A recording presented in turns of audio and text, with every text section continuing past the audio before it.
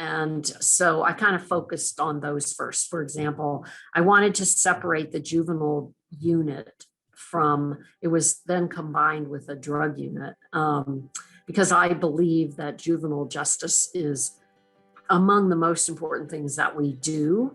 And I wanted to have a person in charge of that unit who was really committed to working on issues of juvenile justice and trying to do a better job, if you will. And so I did require the chief of that unit to commit to 5 years in the unit at a minimum, so that we had consistency.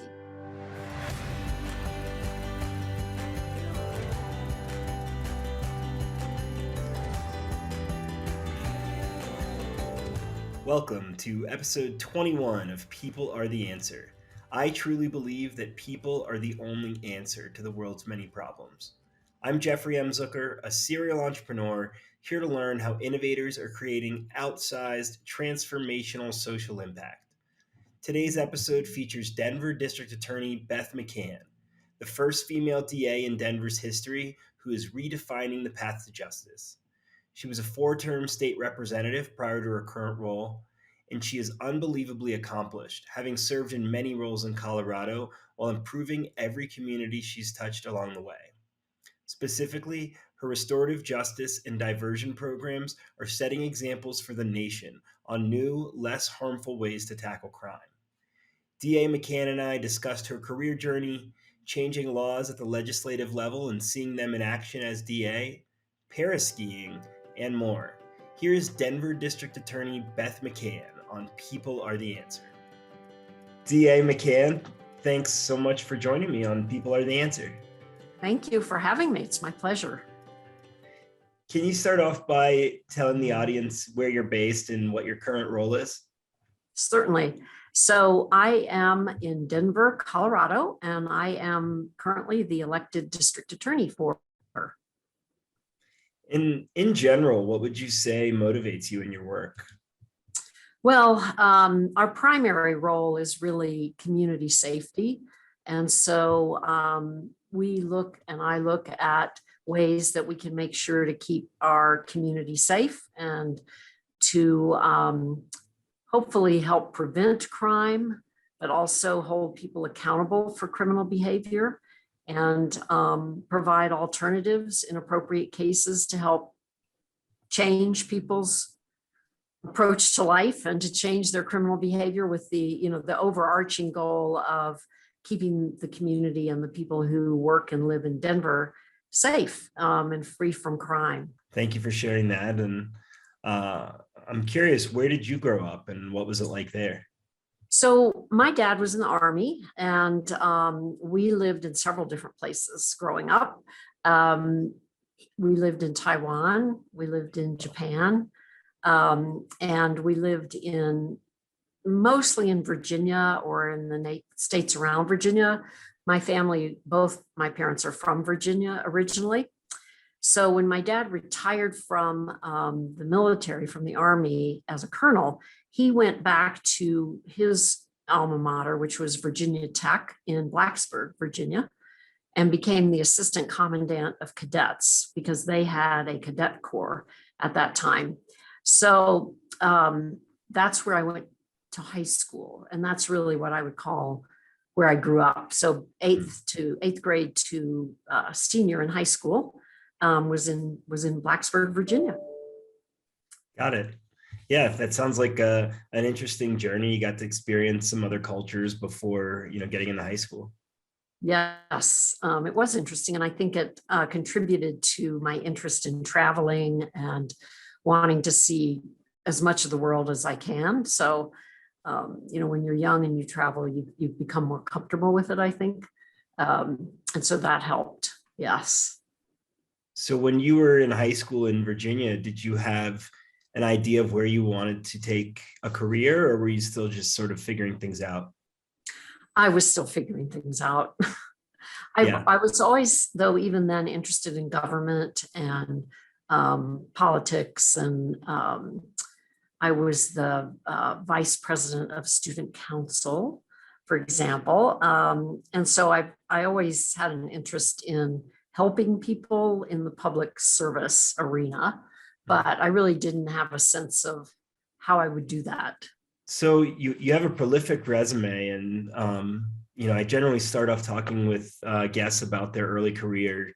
You've held a lot of jobs. I have a list here: law clerk for a U.S. District Court, judge, going up the ranks at the DA's office, becoming a deputy and then a chief deputy, doing some private practice, Denver's first female manager of safety in the early 90s. 8 years in the Colorado AG's office, becoming the Deputy Attorney General for Civil Litigation and Employment Law. So I know that was a lot. It's a lot, for our listeners as well, but I didn't want you to have to dig into the details of each one of those, but just maybe to talk about your early career in general. Sure. So I did decide when I was in college that I was interested in law school. And that came about by meeting a woman lawyer who was actually the dean of a college that I attended for a short period of time, and was very impressed with her and thought, wow, I wonder if I could do that. So decided I would try law school. And so when I was in law school, again, I was interested in public service and also in criminal law and litigation. So my early career was really oriented toward litigation and courtroom work, clerking for the judge, and then working as a deputy district attorney here in Denver. I got into court quite a bit. And then the private practice piece was an opportunity to learn a lot more about different areas of law and continue in the courtroom experience. But that didn't satisfy that public interest need or desire that I had. And so an opportunity came up to go work in the Webb administration as the manager of safety. And that was appealing to me because I did want to get back into public service. And I was always interested in criminal law and public safety. So continued in that vein, and then got an opportunity to work for Ken Salazar over at the Attorney General's office, which was also kind of a litigation focused position. So, and then, the legislative work was really kind of the culmination of all those things, being able to actually, pass laws and be involved in policy making for the state was really interesting and challenging and exciting. But we do have term limits here, and the district attorney was term limited at the time, as was I. So that opportunity came up, and I thought, well, I have some interest in public safety and improving the criminal justice system. So this is a great opportunity. So I chose to run for district attorney at that point. Now that goes all the way through my career, not just the beginning, but it's kind of a summary. That's very helpful and kind of gives us a good perspective. And I am curious to go backwards a little bit and talk about your time in state Congress. I saw that you were a four-term state rep for District 8. Mm-hmm. And yes, that's the term. In Colorado, you can serve 4 2-year terms in the state house. You can also serve 4 2-year terms in the state Senate. So I could have run for the state Senate at that time, but I chose to come over to the DA's office. But yeah, that was really quite interesting and eye-opening in terms of all the different issues there are statewide. It was really quite interesting. Yeah, I can imagine that you really get to see the breadth of the policies being dealt with in the state. And I saw that you worked on laws related to animal welfare, healthcare, DUI laws, guns, domestic violence, gender bias, human trafficking, among many other things. And from what I saw, you had really important subjects in your focus. Yeah, well, I have always been a proponent of women's abilities to do what they want to do and what they're able to do. So it was important to me to focus on gender discrimination issues. And also my interest in criminal law was an impetus for several bills having to do with criminal justice. And so I ended up becoming chair of the health committee. And that was how, I was able to get some bills passed about premium costs for women and men, versus men, and making sure that maternity leave was covered in insurance policies in Colorado, and working on getting the Connect for Health Colorado public healthcare opportunity available, making that available. So, we were there when the Affordable Care Act was being discussed, and this whole idea of a public option, we were able to start in Colorado, which was great. So, and then I had some other bills having to do with juvenile justice and criminal justice and gun issues. I noticed a lot on juvenile justice, which I thought, that's very important, protecting youth rights and helping them avoid the juvenile justice system and limiting the use of isolation for juveniles. What sparked all of your efforts in that area? Well, it's a belief that our criminal justice system needs to be more flexible, if you will, and have different options for different people who end up getting involved in the system. So, our system tends to be pretty punitively oriented. And yes, there is a place for punishment for criminal behavior for sure. But there are also other factors that we ought to be looking at. With juveniles in particular, we do know now that the adolescent brain is not developed as completely as it is when people hit about 25. And the areas of the brain that are least developed are those involving judgment and control, impulse control. So, you see, and we all know, having been adolescents ourselves or having raised children, that in that period of time, kids are likely to take more risks. They're likely to be very subject to peer pressure. They don't understand the consequences necessarily of their actions. And it's much more impulsive behavior than you might get with an older person. And so I became aware of all that, in the legislature, researching some of these issues. And so probably one of the most significant bills I did was the one to allow for judges to make decisions about when a juvenile case can be heard in adult court versus juvenile court. Before that, it was pretty much up to the DA's office to decide. And now we still have discretion in deciding when to file as an adult, but the defendant, the juvenile, always has the right to ask for transfer back to juvenile court, or we can ask for a transfer to adult court if we get farther into a case and think it's appropriate.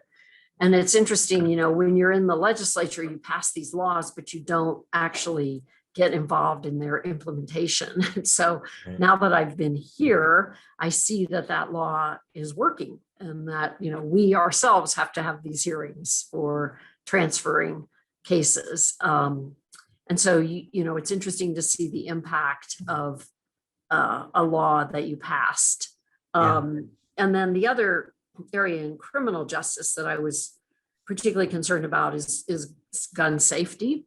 And so I was part of the group that passed the 5 bills in 2014, was it 2013? Anyway, 2013 and 2014, that put some additional limitations on gun ownership. For example, now you can't have a magazine that's over 15 rounds, and requiring training, gun safety training, to be done. Part of it has to be done actually in person instead of just online training.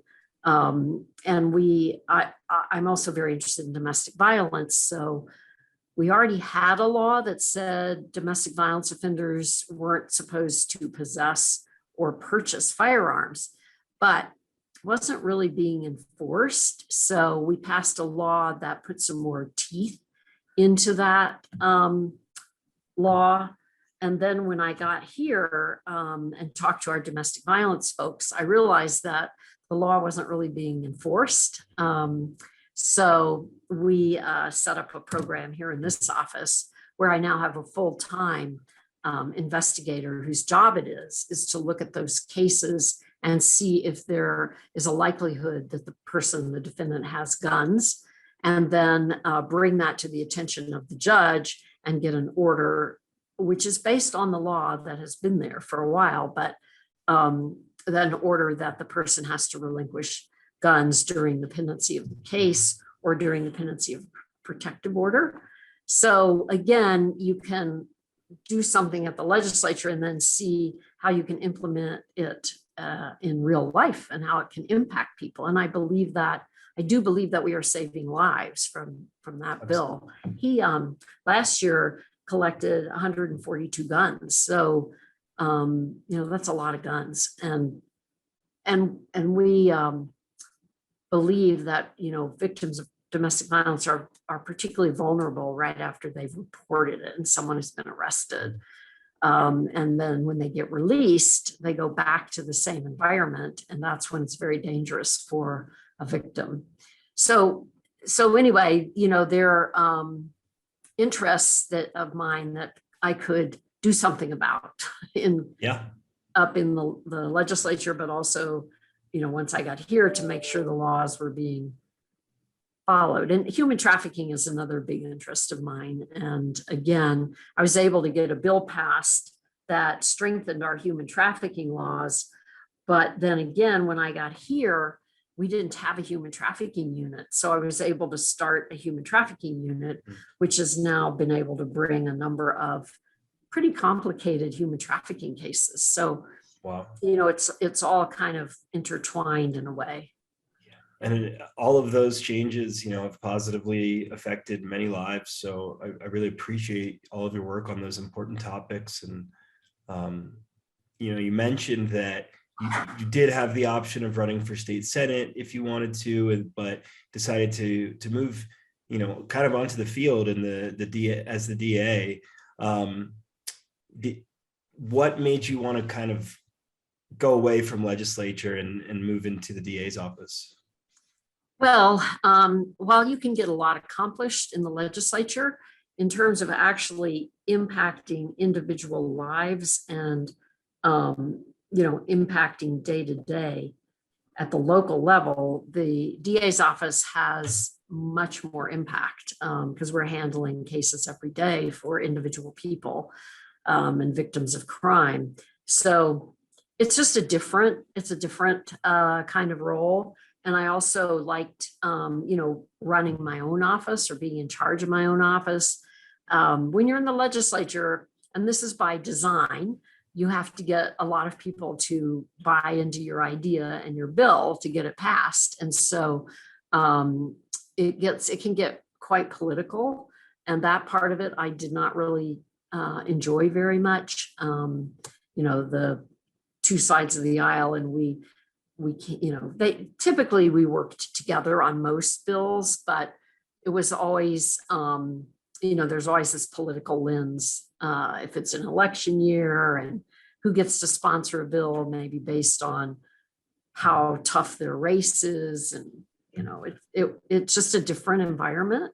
And I loved it up there. There were benefits to that, and it was interesting, but it was also a new challenge to try to have my own office and see what kinds of improvements I could make.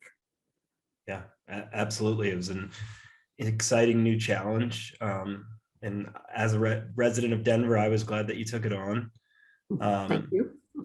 So in your role as Denver District Attorney, you have a lot of important goals.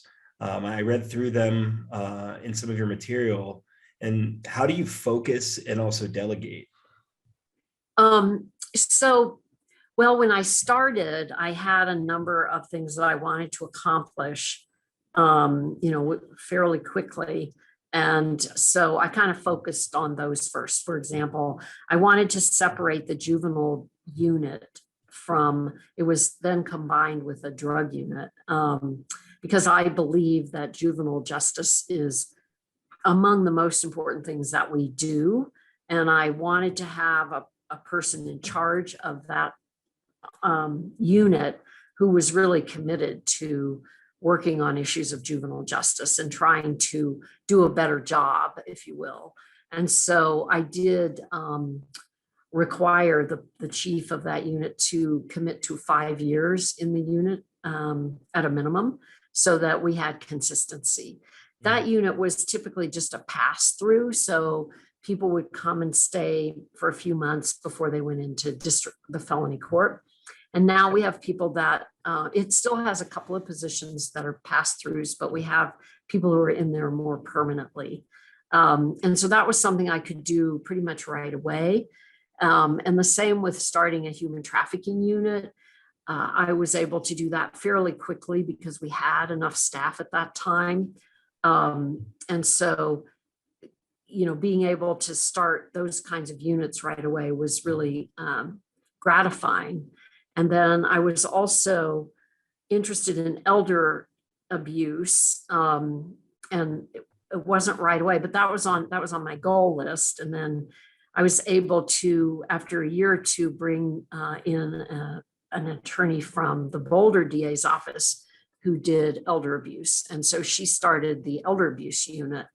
And that has been going really well. But in addition, I also wanted to look at alternatives to the traditional system. And that's when I realized that we didn't have an adult diversion program.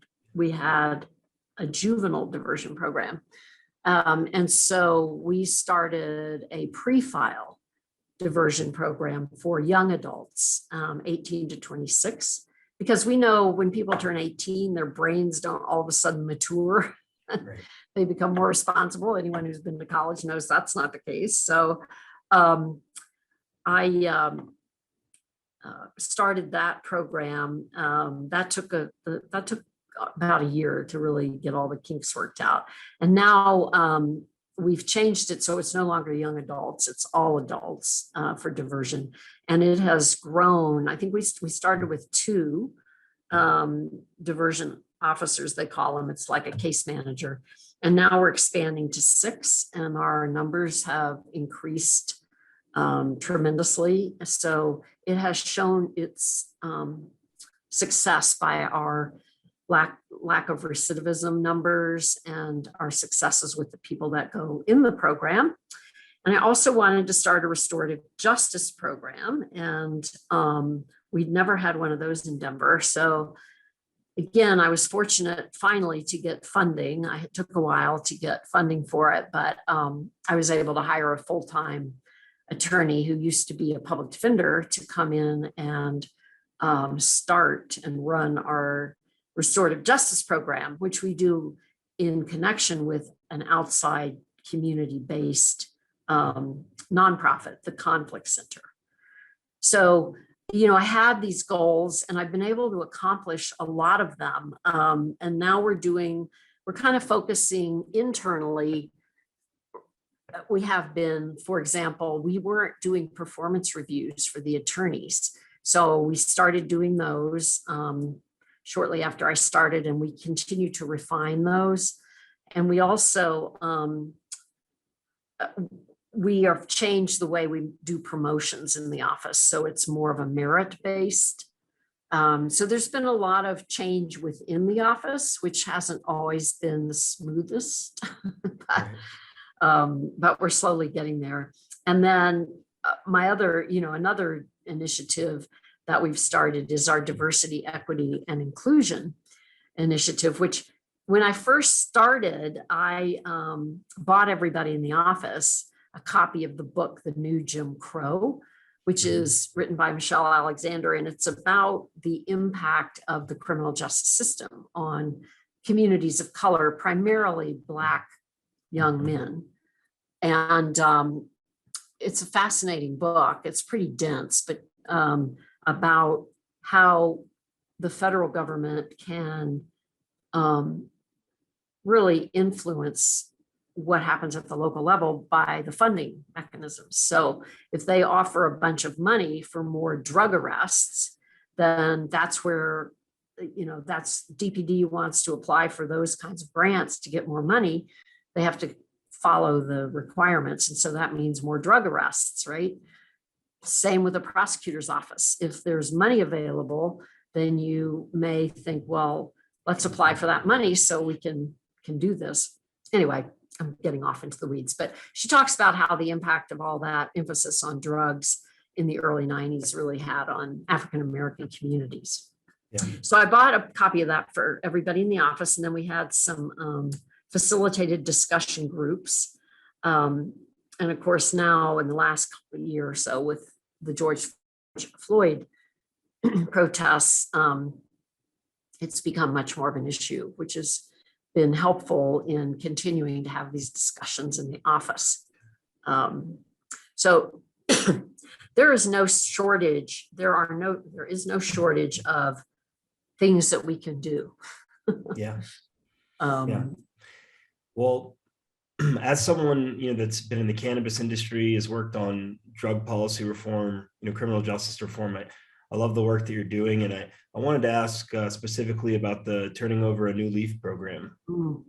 Yes. Yeah, thank you for asking about that. So that was a program that we decided to do because of people who had these marijuana convictions that were old and might still be influencing their ability to get jobs or housing. And now that marijuana is legal in Colorado, it didn't seem appropriate that these folks who had these old convictions should still have those convictions on their records. So we worked with the city attorney's office because some of them were charged as municipal ordinance violations. And then we had the state criminal law violations. And we were able to work with them to set up these clinics. I think we had 5 clinics throughout the city where people who had marijuana convictions could come in.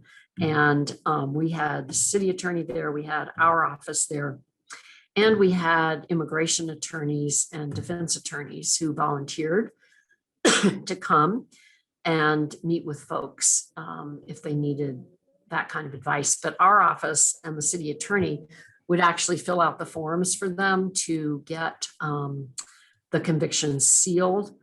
And then we were able to get one of the marijuana business groups covered the costs of filing, because I think it was $65 to seal the cases. And so if people were indigent, we were able to get their fees paid for. So that was a really good program that was pretty exciting because we would be in the location and people would come in.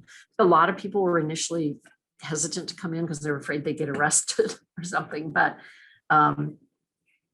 as the word got out, I think more people took advantage. They could also apply online. We had a website to apply online.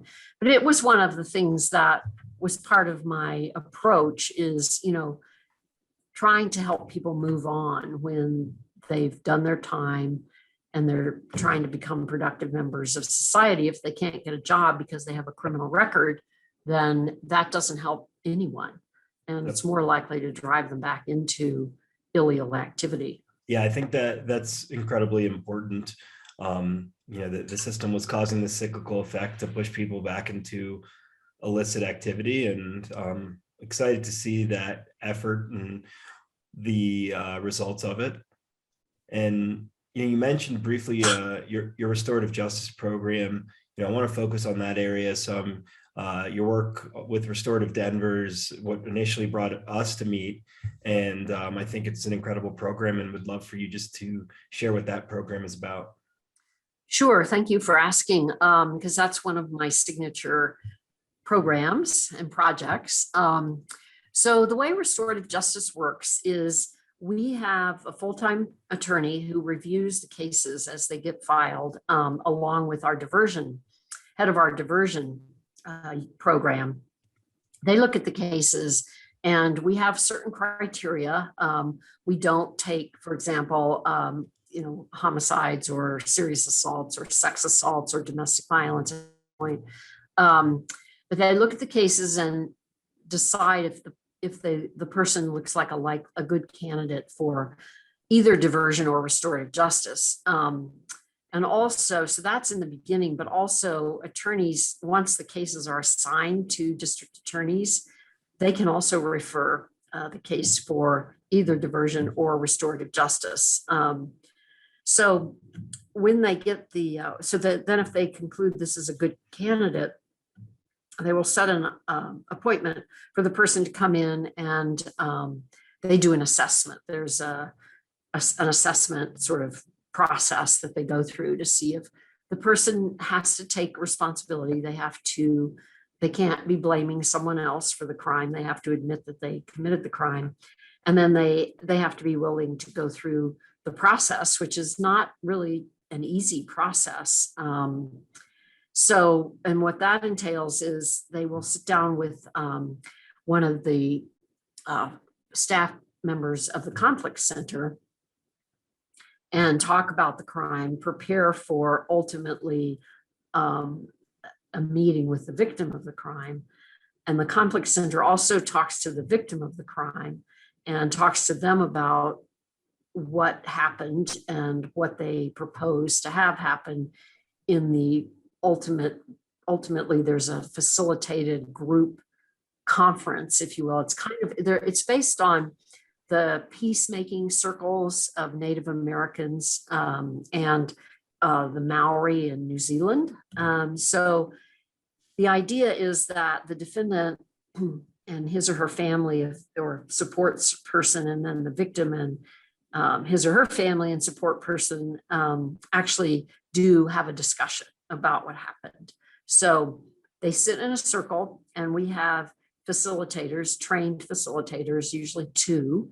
And then there are also community members who participate, who are also trained by the conflict center. And so the concept is that the defendant, by hearing what the impact was on this family, this person, it really brings home to the defendant that this was a real person, that this was a real crime, that there was real injury. And it also gives the defendant a chance to explain what was going on with him or her and why they got involved in criminal activity. And it can be very powerful because they can, sometimes they know each other, and that can be very powerful. And it also, then they have an opportunity to discuss what might be a good resolution. So, for example, it could be as simple as a letter of apology or restitution. We will get agreement to pay back damage that was done. Or in the case that I watched, it was a juvenile, and he agreed to go work at the Boys and Girls Club for a certain number of hours a day. And so that's then monitored by the conflict center. And if they complete their requirements, the case is dismissed.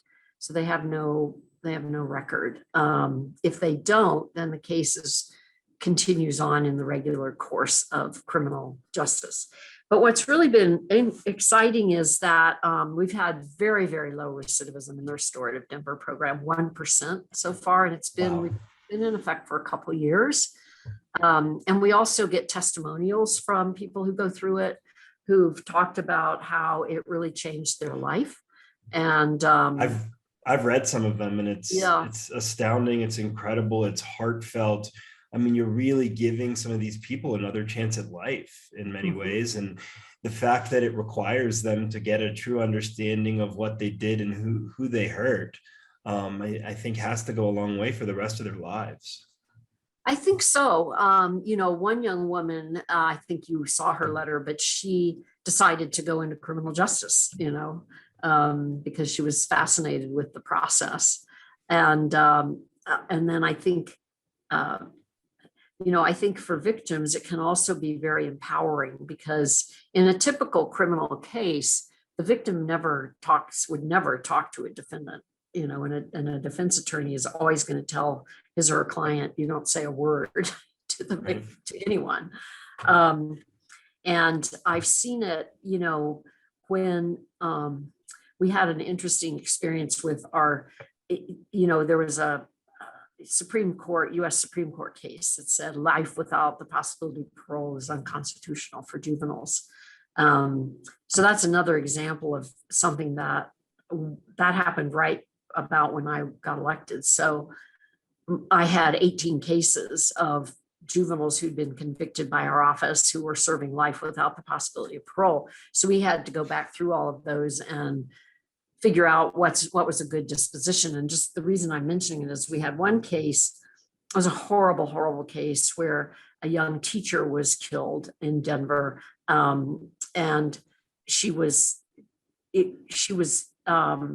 working in an alternative school and trying to work with these young people who were in trouble. Anyway, one of the young men who ended up hitting her in the head with a rock, which is what ultimately killed her, was one of these cases, and he was serving life without parole. So I talked to her sister, because we always talk to the victims of the crime before we would make any kind of an offer or disposition. We tried to include them.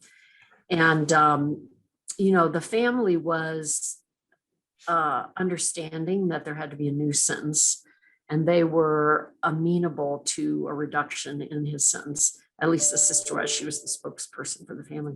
Anyway, she wanted to come out when he got resentenced, which was great. And so met with her. She remembered our victim advocate was still here. So they worked together. And she came to the courtroom, and they knew what was going to happen. But the defendant wanted to speak to her. So he was trying to speak to her during the sentence after, he wanted to make a statement. And the judge wouldn't let him turn around and face her, the sister and her friend. So I just got this wild idea after he left. He was taken back by the sheriffs. I asked the sister, would you be willing to speak to him? Because he clearly wants to talk to you.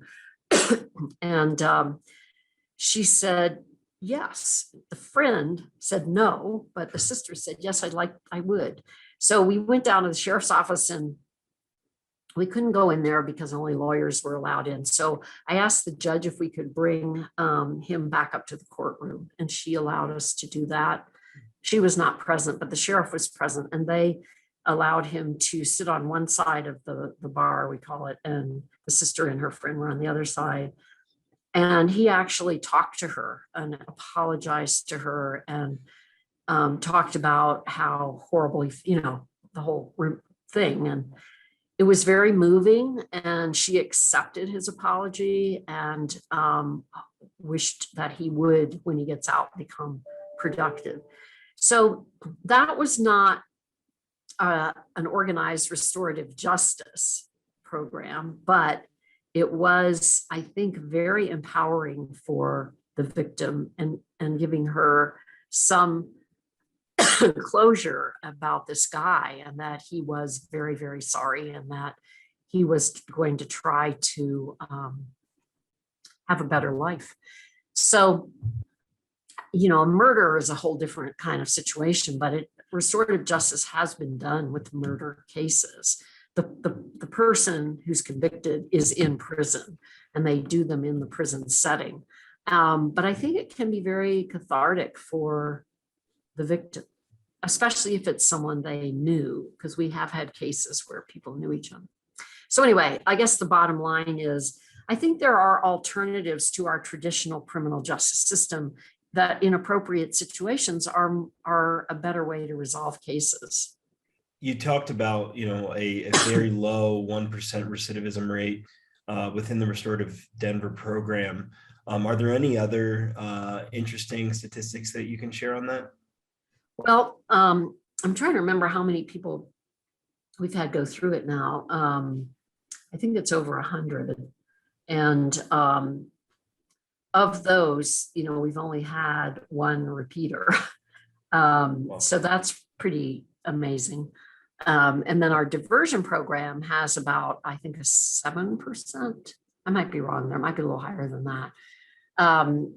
It has a low recidivism rate as well. And that's been very encouraging. The diversion program is a little more intensive. So they're supervised for a longer period of time, usually up to 9 months. And so that program is probably better designed for someone who needs more treatment, like they can refer them to mental health treatment, to substance abuse treatment, job training, things of that nature. So that program has been very successful in helping people really change their trajectory, help people get into school, help people get jobs, that kind of thing. And so we have very good statistics there as well. And our demographics, we're very careful to make sure that the programs reflect the demographics of people in the community. So we have quite a diverse population in our Restorative Denver program and in our diversion program. These programs, in my opinion, are truly setting an example for the rest of the country in terms of new ways to treat justice. And I'm curious, one, is that setting that example something you set out to do? And two, is there national discussion within DAs across the country about these types of topics? Yes, it was one of my goals. And one of the reasons I ran for office was so I could start some alternative programs. And we do talk about it. I belong to a couple of national DA organizations, and there is a lot more interest in it now than when I first started. I will say the National DAs Association, which tends to be the more conservative of the groups, they just are publishing a national map that pinpoints where there are diversion programs in DA's offices. That's just happening right now. And so I think over the last 5 years since I've been in office, it's definitely there's been a lot more interest in alternatives and a lot more funding. Finally, we're able to get grants and get funding from the budget from our cities and so forth. So I think it's definitely made a difference nationally. It's great to see those things trending in the right direction. And I'm curious what the long-term goals are for you with these programs, and what the best way to grow these programs are. So long-term, I want to continue to expand them. We just got a grant from Caring for Denver so that we can hire 2 more diversion officers. And we just expanded our restorative justice. Right now, we were sending about 6 to 8 cases a month, and we now have gotten adequate funding for 10 cases a month. And the conflict center we help them with a fundraiser. And so that has helped. And also we've been able to get some funding from the city.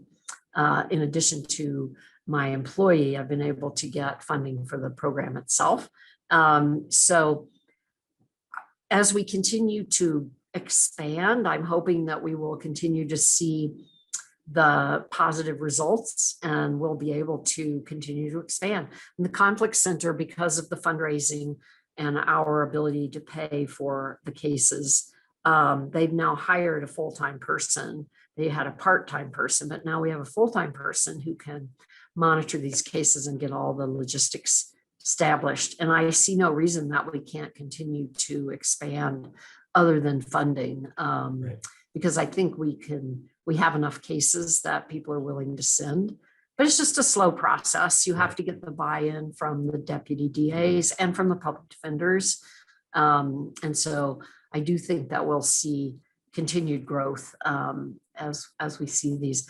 I must comment that I'm disappointed with the rise in violent crime in Denver and nationwide, all over the metro area, actually, because I do think that when there is more crime, the immediate response is, well, we need to put more people in jail. And that's certainly true as far as the people who commit the violent crime, but it kind of makes it harder to get the funding for the alternative programs when there's an environment of increased crime. Yeah, it's something I've heard a bit about lately in the criminal justice reform circles. That people are just automatically assuming that these reforms are something that is causing an increase in crime when it's, it's statistically not the case. It's not coming from these individuals. But it's definitely a frustration. And I'm curious, about your thoughts of the rise in crime in general, and how it potentially relates to mental health and substance abuse issues. So I think there are a number of reasons for the rising crime. I mean, I wish I had the magic bullet so we could stop it. But, I do think that the pandemic had an impact because crime had really been decreasing. It started to get a little bit higher, but was decreasing by and large.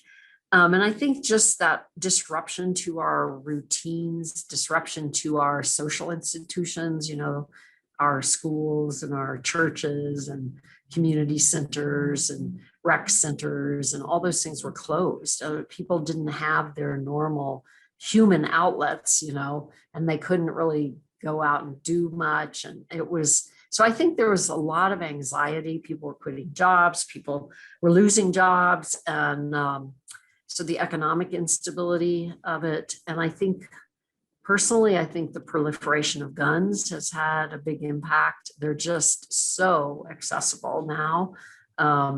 And people have had a lot of home burglaries where guns are stolen or gun shops being burglarized.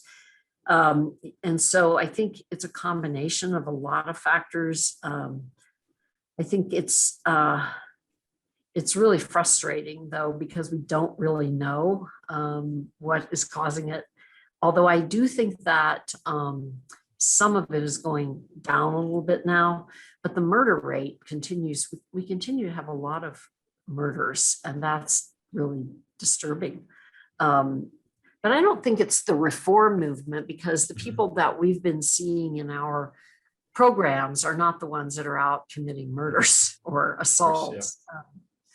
But, clearly there's a tension going on right now between law enforcement and the legislature and more reform-minded prosecutors, because it's easy to point fingers and not have to think about the real causes like poverty and lack of education and lack of job opportunities and things like that are so prevalent. Well, I hope that the results and the data that you gather from your current programs allow for their funding to be significantly increased, and for you to continue to set an example for other parts of the country, and really help other departments learn how they can do similar things. Yeah, and back to your question about how are we going to expand it. One of the things we have done, we started the Restorative Justice program in misdemeanors because we wanted to get the buy-in, frankly. We wanted to try it in lower level crimes and see how it worked. And that was successful. So we did that for a year, and it's been expanded to felonies for the last about a year, and we are getting felony cases. It's interesting because a lot of the deputy DAs who were in misdemeanor court, which is where you start, have now moved into our felony courts. So they're familiar with the program and are supporting it. So that's a way we're expanding. We're now doing felonies, and we also are looking at perhaps some kinds of crimes that we haven't necessarily done in the past, like some of the assaults.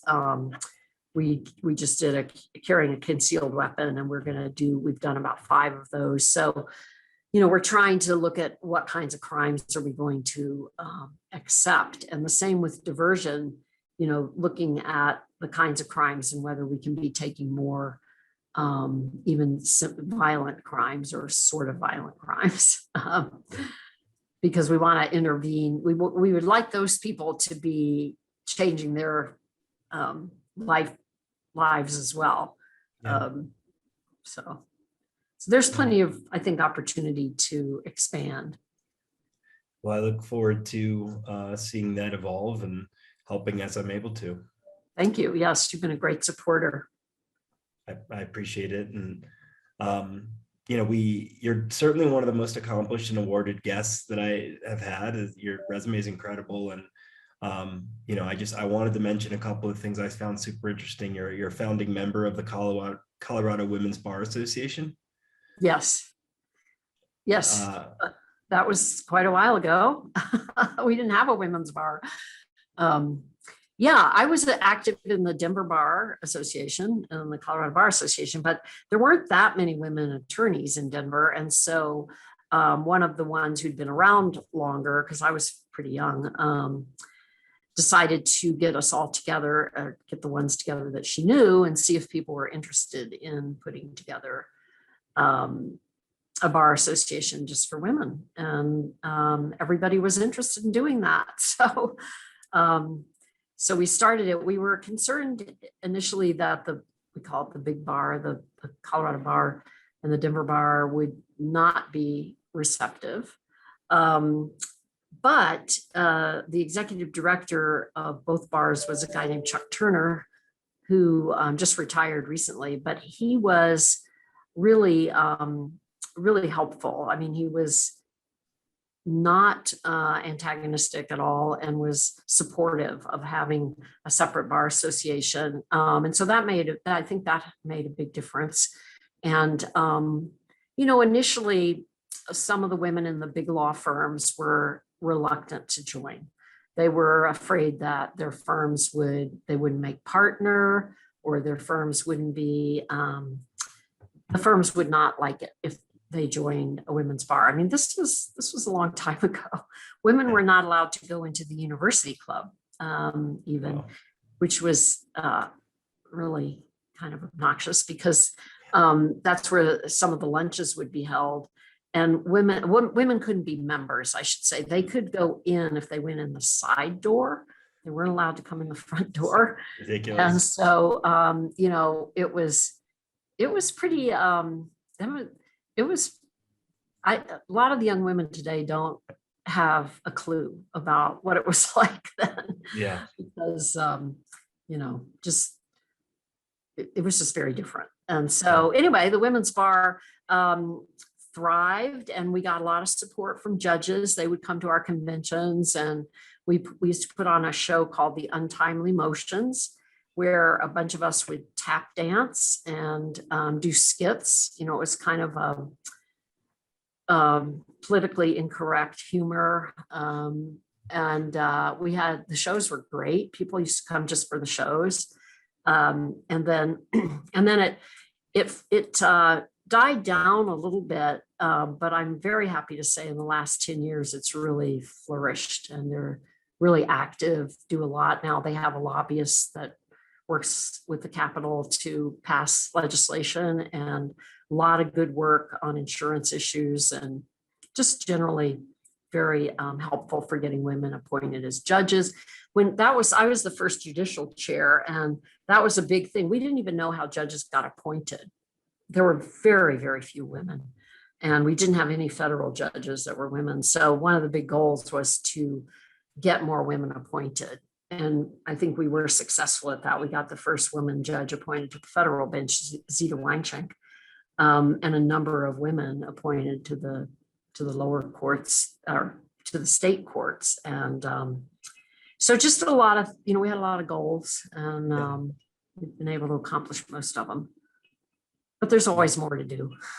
Absolutely. But it's incredible to see how much change there has been since then. And I know that particular association has been very impactful. And, we've talked about a lot of really impactful work that you've done. I think some of this potentially came through when we were talking about your restorative justice and diversion programs. But do you have a specific story that comes to mind of when you really saw how directly your work can affect change? Well, I would point to one of the restorative justice circles that I attended, because I have to tell you, Jeff, in the beginning, I was a little bit of a skeptic. I'm thinking, okay, we're all going to sit around, hold hands, and sing Kumbaya, but after somebody's committed a crime. And so, I wanted to really see how this all worked. So I went and watched one of the juvenile ones, and it was really interesting because I read the case before I went, and I went, oh, this is kind of a nothing case. It was a situation where a student, and it was in an alternative school, a student in the class had borrowed the teacher's car during lunch break and without permission. And nothing happened. I mean, no, there was no injury, there was no accident or anything, and he brought it back. But so I read this and I'm like, well, this is like really not a very significant case, because of course I read rape cases and murder cases and so forth. But I thought, okay, well, this won't be much of a deal. So I went and watched. Well, it turns out that the teacher, she was a new teacher, and she felt like she had developed this trust with her class. It was a fairly small class. She knew all the students, and she felt like she was really had this relationship with them. So when her keys disappeared from her desk, she was gone out of the office or out of the room. She reported it to like the school resource officer, and he said, "Oh, it's one of your students." And she said, "Oh, no, no, no, no. None of my students would steal my car. I just wouldn't do that."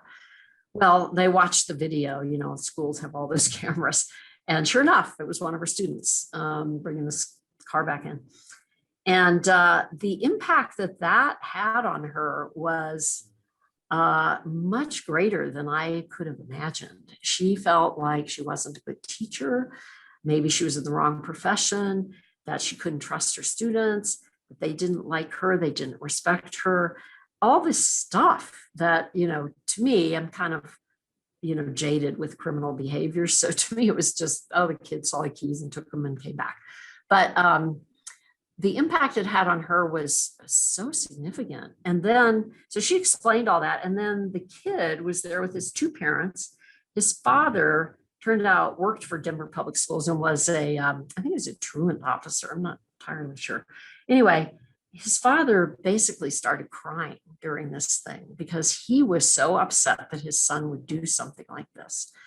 And so, you know, me being kind of the jaded person, I'm thinking this is really no big deal. And I watched these people interact and have this enormous impact because the kid told the teacher, "No, you are one of my favorite, you are my favorite teacher. You know, I really like you and respect you." And I think that just lifted this huge weight off her shoulders, you know, and for him to acknowledge that he did this, that it really didn't have anything to do with her as a teacher. You know, he was just a kid, and the impact it had on his parents, I think, was also pretty astounding.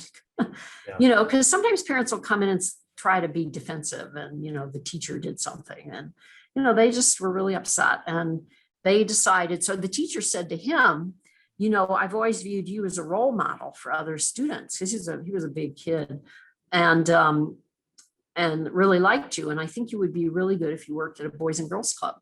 So they arranged for him to work at the Boys and Girls Club a certain number of hours or days, and that was what he was going to do to repay her for what he had done to her.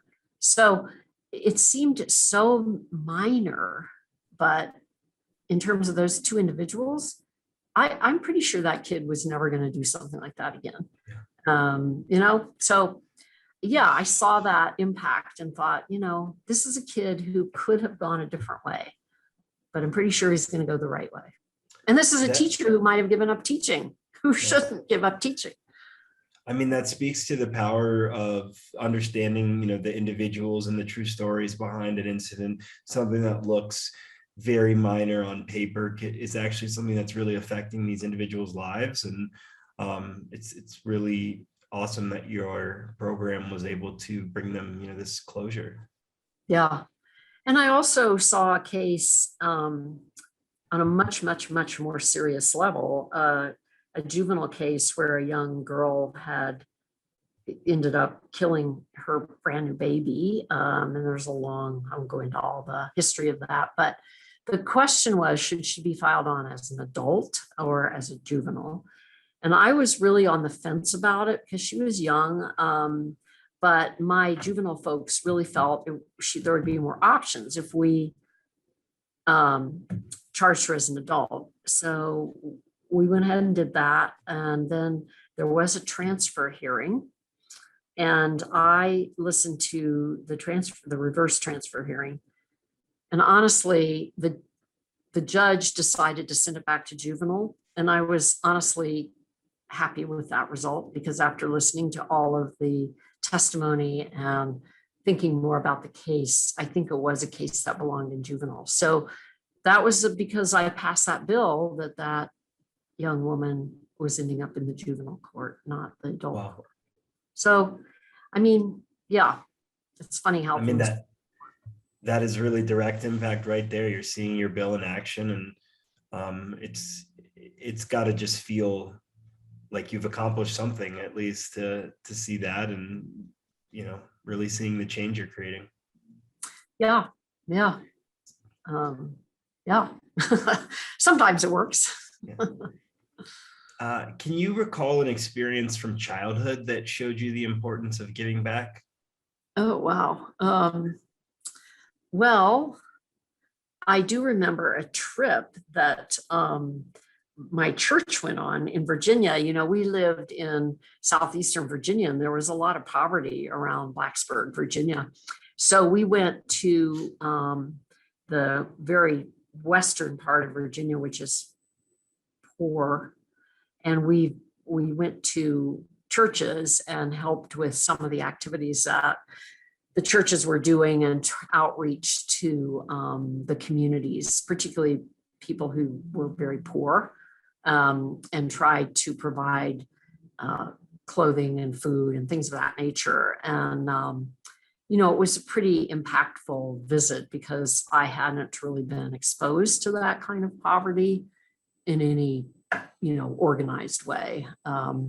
So that maybe had some impact on wanting to help people who are in worse situations. So I would say that.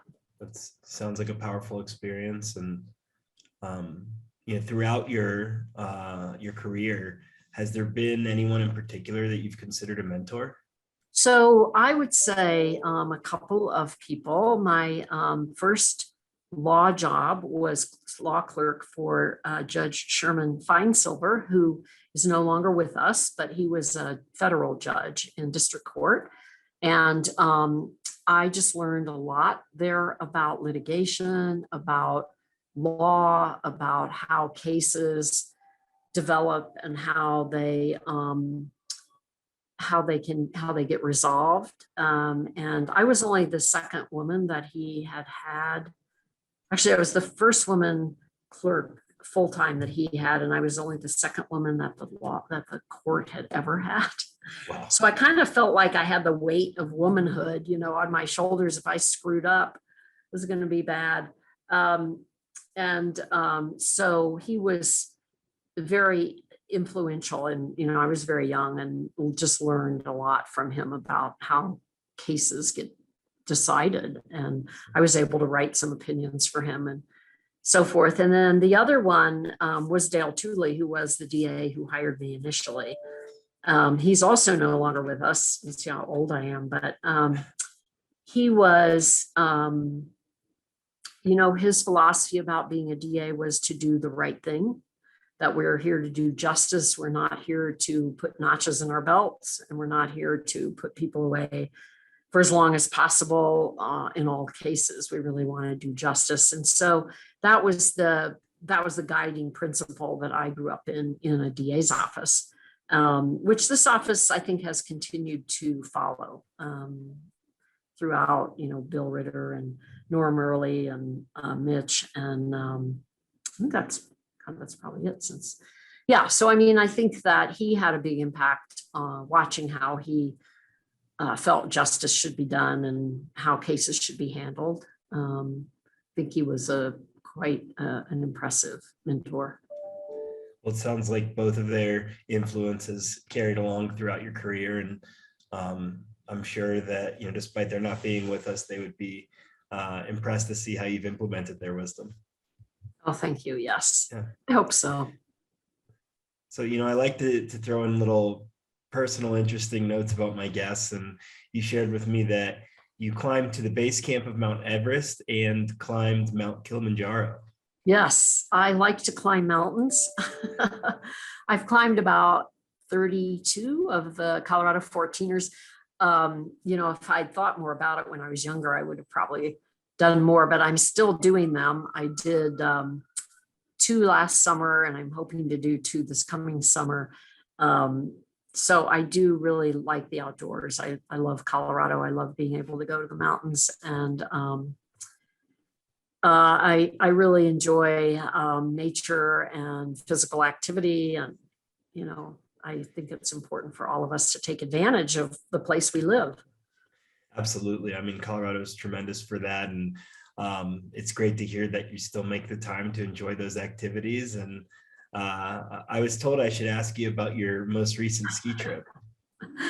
Yes. So 2 weeks ago. So I just got back from skiing in the French Alps. But I think what Carolyn's probably referring to is that I went 2 things. I did a zip line between 2 big mountains. There's a valley and you zip line over it while people are skiing below you. Wow. And on my birthday, which was February 10th, I did a paraskiing experience where it's like paragliding, but you have your skis on. So you start by, you have their tandems. So someone is with you who knows what they're doing, but you start by skiing down this pretty steep slope, and then the parachute pulls you up and you just glide and then land. You land on a flat spot, so you don't have to ski while you land. Wow, I haven't heard of that before. I've been parasailing, but never paraskiing. I hadn't seen it either. I'm sure it will eventually come to Colorado, because it's a way for the ski areas to, make money. Yep, right. Those come quickly. That sounds like it was a really interesting experience. Yeah, it was great. And the mountains were great. It's a huge area over there and lots of people skiing. So it was really fun. My last question is one that I've been asking every guest. It's been really fun to see the variations and answers and how they compare. And the question is this: if you could snap your fingers and fix one thing in the world, what would it be, and how do you think that change would reverberate? Oh gosh, I guess I'd fix poverty. I mean, that's a pretty classic answer, but I think poverty is the root of a lot of criminal behavior. And I think it's also the root of, people getting into drugs and selling drugs. And I think drug addiction is, that's probably the other thing I would change if I could, but I think that that's such a terrible, just such a terrible influence on people. And I just think so much of the unhappiness and, criminal behavior, unhappiness, just bad things are related to poverty. Although I guess in the current climate, I might say preventing people from invading other countries, but I won't go there. No, hopefully that's fair. not so common. Yeah. Well, I think that poverty, while you say it might be a standard answer, is certainly impactful. I think more so than people, especially that are not impoverished, realize, just that creates a tremendous trickle down effect in someone's life and what they need to do to survive. And certainly a world without poverty would be a much better one. Yeah. Wouldn't that be amazing? So you've told us today about some really great work and initiatives that you're working on. For those listening that are interested, what is the best way for them to support you and your impact? Well, the Restorative Denver program does take volunteers for our community members and also for our facilitators. If people are interested in doing that, they can just email our general email is info@denverda.org. Or if there's a particular program that like our diversion program contracts with providers, so substance abuse treatment, mental health treatment, things of that nature. So if people have programs that they think we might be interested in working with for our diversion clients, they can also send that information. And particularly with juveniles, we have just started a handgun intervention program with juveniles, and we are partnering with community members to provide mentors for the kids, and also if they have any kind of program that might be of benefit. So, any of those things would be good opportunities to get involved. I have a foundation, which you're a member of, Jeff, but we haven't been very active. But if people are interested in monetary contributions, we're happy to do that. It's a 501c3, and we've been supporting mostly the Restorative Justice program through that foundation. And that, again, the info at denverda.org is the best place. I have someone monitoring that every day, and she sends me ones that are appropriate for me to look at.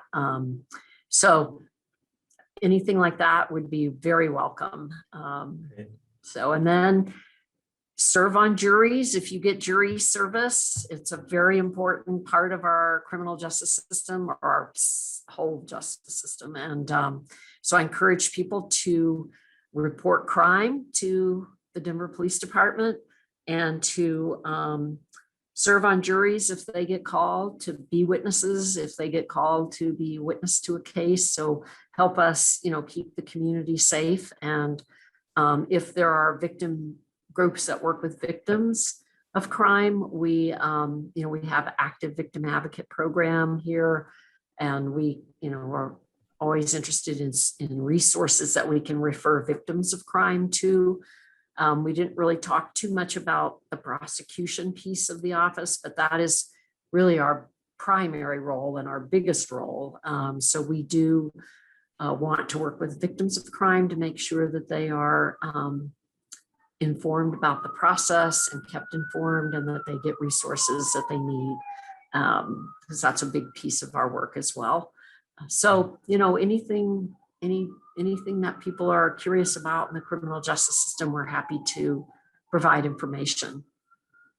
Well, thank you very much. Really appreciate it. And really appreciate you taking the time to chat with me and to give listeners an opportunity to hear the incredible programs that you're working on. I look forward to continuing our discussion and to continuing to help you reform the justice system. Thank you. Great talking to you. Yeah, Jeff. Likewise.